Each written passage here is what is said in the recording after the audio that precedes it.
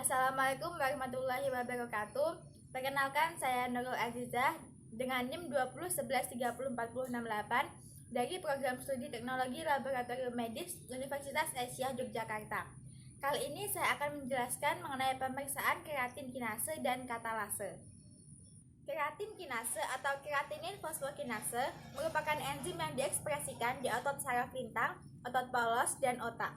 Fungsinya adalah untuk mengkatalisis keratinin menjadi fosfokeratin yang menyerap ATP sehingga menghasilkan ADP. Untuk interpretasi klinisnya itu sendiri, keratin kinase yang apabila kadarnya tinggi atau di atas normal akan menimbulkan kerusakan jaringan otot, biasanya pada kasus infak miokard, miositis, dan rhabdomyolisis.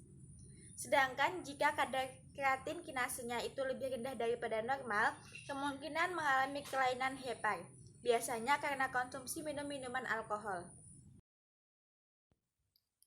Prinsip pemeriksaan dari keratin kinase ini yaitu mengkatalisis fosfor inektasi reversibel ADP dengan adanya fosfat membentuk ATP dan keratinin.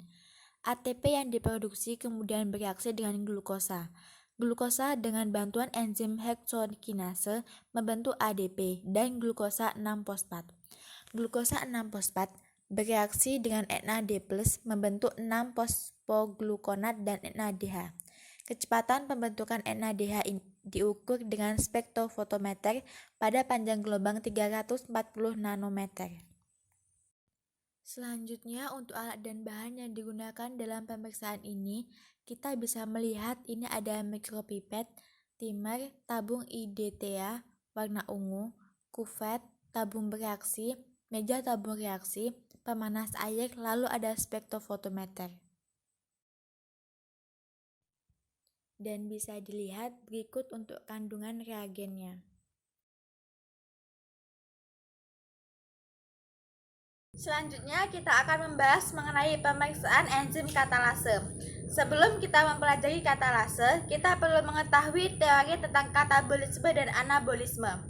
Anabolisme merupakan suatu reaksi yang mensintesis senyawa, yaitu artinya dia menyerap ATP sehingga menghasilkan ADP. Sedangkan katabolisme itu sebaliknya, dia memecah molekul sehingga menghasilkan energi berupa ATP.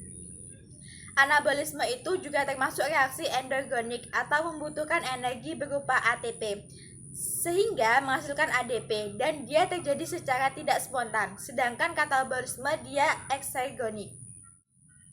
Enzim itu sendiri definisinya adalah katalisator organik yang bersifat spesifik.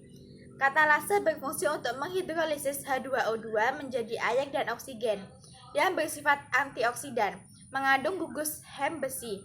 Letak spesifiknya berada di peroksisom tiap jaringan, seperti eritrosit, hepar, ginjal, dan jaringan lemak.